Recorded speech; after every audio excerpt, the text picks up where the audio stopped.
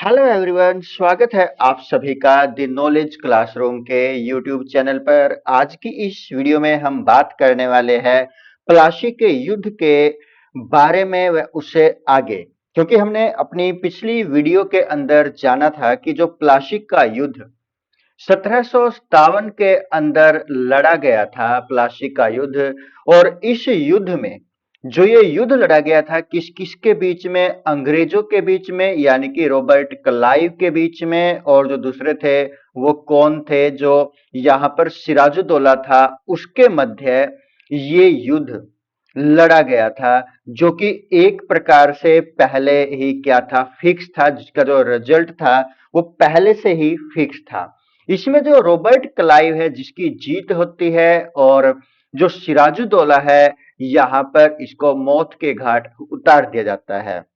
क्योंकि जो सिराजुद्दौला का जो सेनापति था, सेनापति जिसका नाम क्या था इस सेनापति का, मीर जाफर, मीर जाफर, जो क्या करता है, रॉबर्ट क्लाइव के साथ मिल जाता है। और रॉबर्ट क्लाइव के साथ मिलने पर जो सिराजुद्दौला है भाप लेता है कि अब इसकी हार, इस लड़ाई के अंदर जो ये प्लासी का युद्ध है, इस लड़ाई के अंदर इसकी जो हार है वो पक्की है। और जिसके कारण से जो सिराजुद्दौला है मैदान को छोड़ करके भागने की कोशिश करता है, लेकिन जो मीर जाफर का पुत्र था वो क्या करता है, इसका पीछा करता है और सिराजुद्दौला की हत्या कर देता है।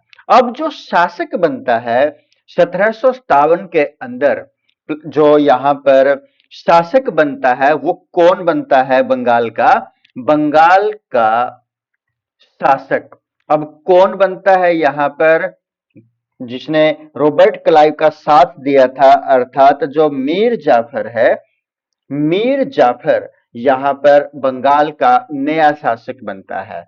मीर जाफर का जो कार्यकाल रहता है कब से कब तक रहता है, 1757 से लेकर के 1760 तक वो शासन बंगाल के ऊपर करता है। अब मीर जाफर के बाद क्या होता है, 1760 से लेकर के 63 तक जो बंगाल का शासक है वो किसको बनाया जाता है, मीर कासिम, मीर कासिम को बनाया जाता है। मीर जाफर का क्या लगता है, ये दामाद, मीर जाफर का जो दामाद है, जिसका नाम क्या है, मीर जाफर के दामाद का, मीर कासिम, जो बंगाल के ऊपर शासन करता है कब से कब तक, 1760 से लेकर के 1763 तक। अब जो ये मीर कासिम है, मीर कासिम को क्या बनाया जाता है, बंगाल का नवाब, बंगाल का नवाब इसको बनाया जाता है।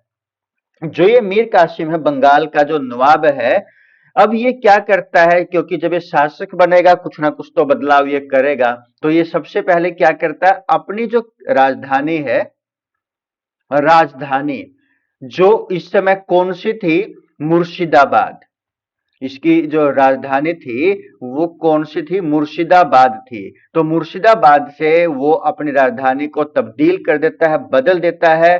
कौन सी राजधानी में बनाता है, मुंगेर, मुंगेर को इसने राजधानी बनाया।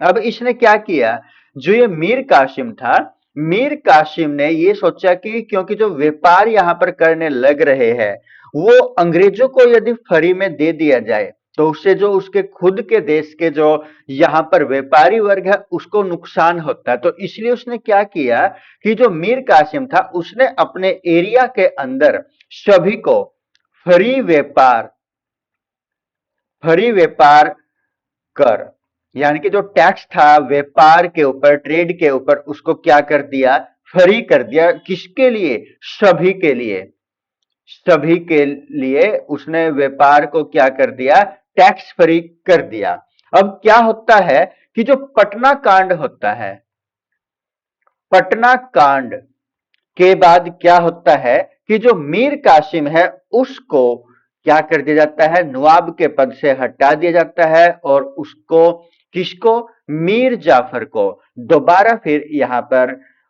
जो बंगाल है उसको उसका नवाब बनाया जाता है। मीर जाफर को दोबारा फिर यहाँ पर नवाब बनाया जाता है। अब हम थोड़ा आगे बढ़ने से पहले हम पढ़ते हैं रॉबर्ट क्लाइव के बारे में। रॉबर्ट क्लाइव के बारे में भी हम थोड़ी सी यहाँ पर चर्चा करेंगे, उनके बारे में भी यहाँ पर जानना बहुत ही जरूरी है। रॉबर्ट क्लाइव, जो रॉबर्ट क्लाइव है, ये भारत में जो यहाँ पर गवर्नर बनकर के आता है, बंगाल का गवर्नर बनकर के आता है। कब आता है? बंगाल का गवर्नर बनकर के कब आता है? 1757 के अंदर आता है। 1757 में बंगाल का गवर्नर बनकर के यहाँ पर ये आता है। 2 बार यहाँ पर ये बंगाल का यहाँ पर गवर्नर बनकर के आता है। इसका जो पहला कार्यकाल रहता है 1757 से लेकर के 1760 तक रहता है, और जो इसका दूसरा कार्यकाल है, जब ये दोबारा आता है, दोबारा जो इसका कार्यकाल रहता है 1765 से लेकर के 1767 तक इसका कार्यकाल रहता है। अब जो यहाँ पर रॉबर्ट क्लाइव है, रॉबर्ट क्लाइव ने क्या किया था? बंगाल के अंदर, बंगाल में द्वैध शासन, द्वैध शासन व्यवस्था की शुरुआत की थी। द्वैध शासन व्यवस्था की शुरुआत यानी कि शुरू की थी, किसने की थी? जो यहाँ पर रॉबर्ट क्लाइव था, रॉबर्ट क्लाइव ने ये व्यवस्था शुरू की थी। यानी कि अब जो द्वैध शासन व्यवस्था थी, वो क्या व्यवस्था थी कि जो यहाँ पर शासन व्यवस्था है, वो किस किस के हाथों में आ गई? कंपनी। कंपनी कौन सी? जो ईस्ट इंडिया कंपनी थी, यानी कि अंग्रेज थे, अंग्रेजों के हाथ में यहां पर शासन आ जाता है। और जो दूसरा है, जो नवाब था, नवाब के हाथों में यहां पर क्या आ जाता है? शासन आ जाता है। यानी कि जो कंपनी है, कंपनी का जो मुख्य कार्य था वो क्या था? एक तो राजस्व वसूलना, यानी कि जो महत्वपूर्ण था, पैसे से जुड़ा हुआ मसला था, वो किसने हाथों में ले लिया? कंपनी ने अपने हाथों में ले लिया। यानी कि राजस्व वसूलना किसका काम हो गया? ईस्ट इंडिया कंपनी का। अब जो सैनिक है, यानी कि यदि किसी राजा के पास सैनिक कंट्रोल होंगे तो वो अपने अनुसार वहां पर कार्य कर सकता है। तो इसी कारण से यहाँ पर अंग्रेजों ने, ईस्ट इंडिया कंपनी ने, यानी कि रॉबर्ट क्लाइव ने पहले से ही क्या कर दिया कि जो सैनिक व्यवस्था थी उनको अपने हाथों में, यानी कि सैनिकों को भी यहाँ पर क्या प्रदान कर दिया गया? एक प्रकार से संरक्षण। और जो यहाँ पर विदेशी मसले थे, विदेशी मामले थे, वो भी किसने अपने हाथों में ले लिए? कंपनी ने, ईस्ट इंडिया कंपनी ने अपने हाथों में ले लिए। अब यहां पर जो नवाब बचता है, नवाब के हिस्से में अन्य जो प्रशासन है, शासन है, यानी कि जो बचा हुआ इनके अलावा अन्य कार्य है, अन्य शासन है, उसके ऊपर निगरानी करने का कार्य क्या है? किसका है? नवाब का। अब देखा जाए इस द्वैध शासन के अंदर जो मुख्यतः यहाँ पर सारे का सारा कार्य था, क्योंकि राजस्व से जुड़ा हुआ, यहाँ पर कंपनी अपने हाथों में ले लेती है, सैनिकों को भी अपने हाथों में ले लेती है, और जो विदेशी मसले होते हैं उनको भी अपने हाथों में ले लेती है। यानी कि कुल मिलाकर के जो मलाई वाले कार्य थे वो तो कंपनी ने अपने हाथों में ले लिए, बाकी जो छोटे मोटे कार्य है वो नवाब को सौंप दिए गए। तो इस प्रकार से यहाँ पर बंगाल के अंदर जो रॉबर्ट क्लाइव है उसने द्वैध शासन व्यवस्था को शुरू किया। और क्या किया? जो बंगाल के सारे क्षेत्र थे, जो बंगाल का अक्षेत्र था, उस अक्षेत्र के अंदर उसने क्या किए? 2 उप दीवान, उप दीवान, इन 2 उप दीवानों को क्या किया? नियुक्त किया। अब जो ये 2 उप दीवान थे, इनको कहां कहां पर नियुक्त किया गया? एक को तो किया गया बंगाल के अंदर, और एक जो एरिया था जिसका नाम क्या था? बिहार था। बंगाल और बिहार के अंदर 2 उप दीवानों को यहां पर नियुक्त किया गया। बंगाल, जिसका नाम क्या था जो बंगाल के अंदर नियुक्त किया गया? मोहम्मद रजा खान। इसको बंगाल के अंदर नियुक्त किया गया और बिहार के अंदर जिसको नियुक्त किया गया उसका नाम था राजा सिताब राय। राजा सिताब राय, यानी कि एक तरह से यदि देखा जाए तो ये एक प्रकार से चमचे भी थे। जो यहाँ पर रॉबर्ट क्लाइव था उसके चमचे भी थे, तो इन्हीं को यहाँ पर बंगाल का जो उप दीवान है इनको नियुक्त किया गया था। इसके अलावा यदि हम बात करें जो अन्य गवर्नर भारत के अंदर बनकर के आते हैं, जिसमें जो यहाँ पर 1767 से लेकर के 1769 तक, क्योंकि 1765 से लेकर के 1767 तक तो रॉबर्ट क्लाइव दोबारा से यहाँ पर गवर्नर बनकर के आता है, बंगाल का गवर्नर बनकर के आता है।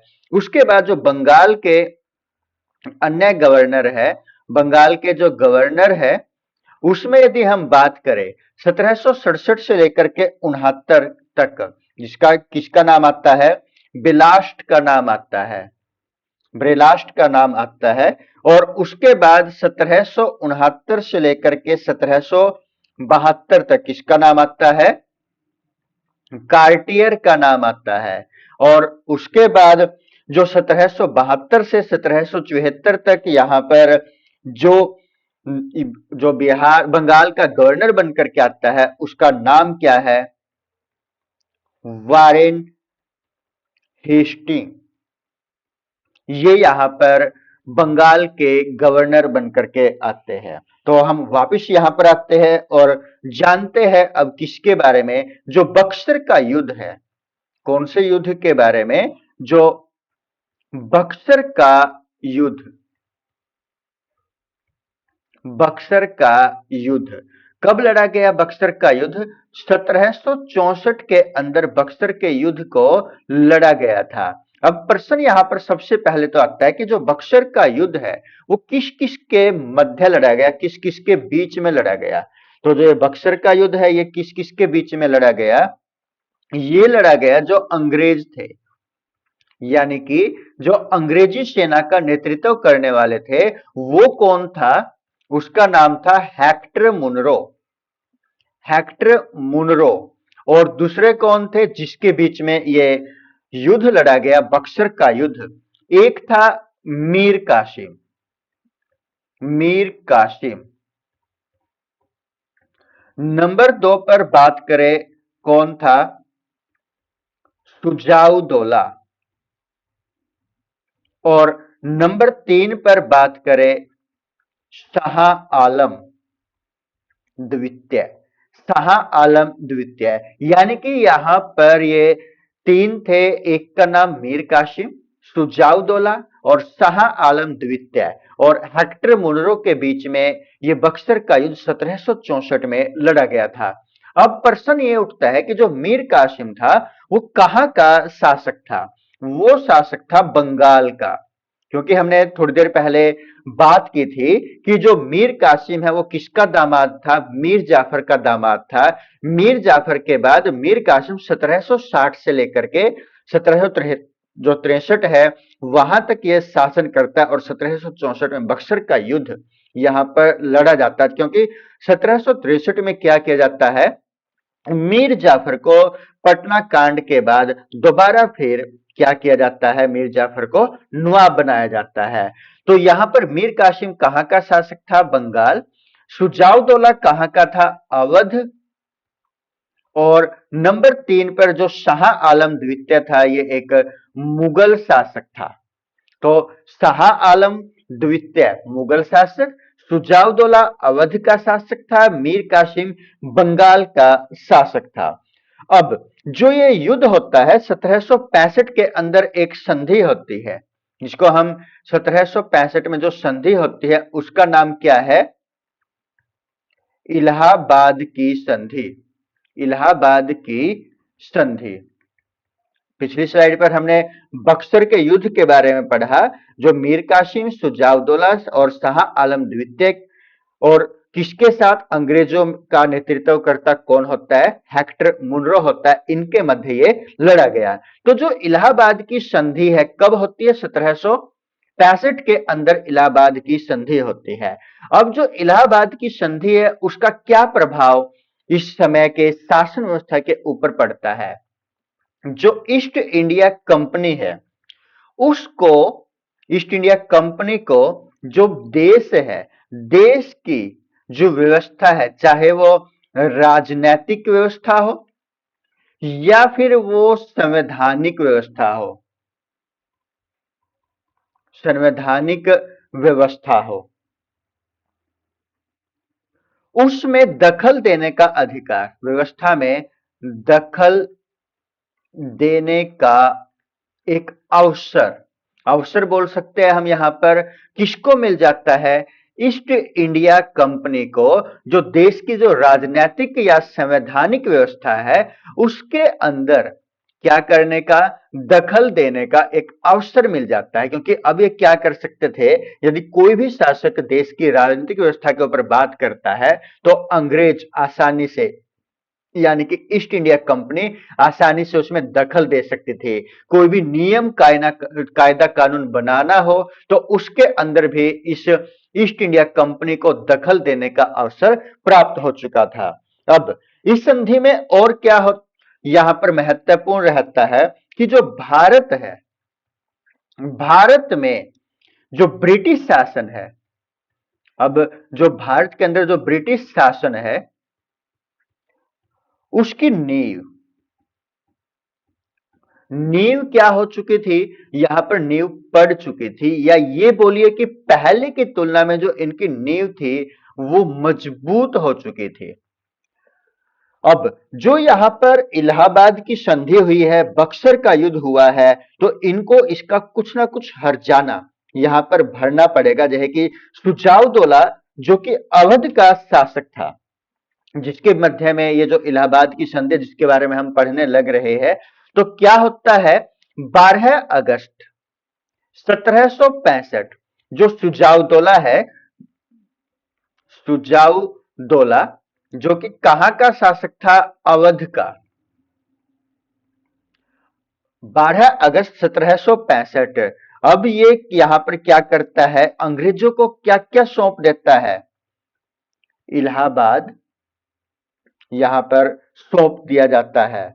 और क्या, 50 लाख रुपए यहां पर क्या किए जाते हैं, अंग्रेजों को दिए जाते हैं। यानी कि अंग्रेजों को इस समय यहां पर सुजाउदौला के द्वारा यहां पर सौंपे जाते हैं। और दूसरे यहां पर बात करें, क्योंकि जिसने बक्सर के युद्ध में मीर कासिम का साथ दिया था, एक तो दिया था सुजाउदौला ने, और दूसरा शाह आलम द्वितीय जो मुगल था यहां पर, उसके ऊपर क्या प्रभाव पड़ता है, शाह आलम द्वितीय, उसके ऊपर क्या प्रभाव पड़ेगा, जो कि यहां पर क्या था, मुगल था, इसके ऊपर क्या प्रभाव पड़ेगा, ये क्या करता है, जो बंगाल है, उड़ीसा है, उड़ीसा का वर्तमान नाम और इसकी राजधानी आप कमेंट करके बताना दोस्तों, बंगाल, उड़ीसा और बिहार, जो इनके दीवानी अधिकार थे, दीवानी अधिकार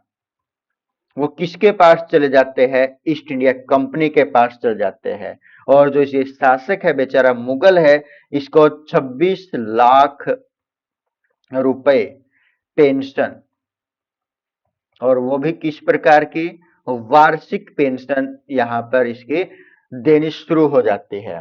तो दोस्तों यहां पर शाह आलम द्वितीय जो मुगल था वो क्या सौंपता है अंग्रेजों को, जो दीवानी अधिकार है बंगाल, उड़ीसा, बिहार के, बिहार, बंगाल और उड़ीसा, इनके दीवानी अधिकार किसको सौंप देता है, अंग्रेजों को सौंप देता है।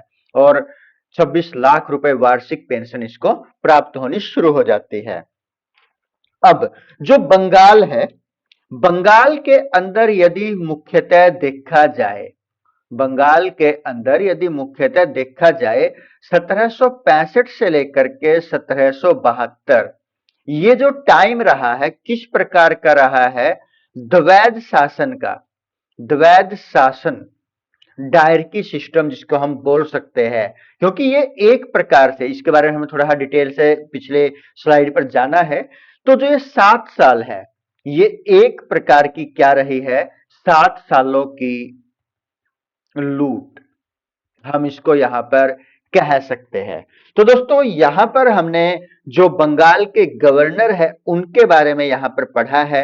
आपको ये किस प्रकार का हमारी ये वीडियो लगी है आप हमें कमेंट करके आवश्यक बताइएगा। और दोस्तों आप यदि यहाँ तक पहुंचे हैं और यदि आपको ये वीडियो पसंद आई है तो प्लीज एक लाइक आप इसको आवश्यक करें। और यदि आपको किसी भी प्रकार का कोई सुझाव देना है, कोई भी कमी आपको इस वीडियो के अंदर लगती है, तो आप उस कमेंट के माध्यम से हमें जरूर अवगत करवाएं ताकि हम अपनी कमी को दूर कर सके।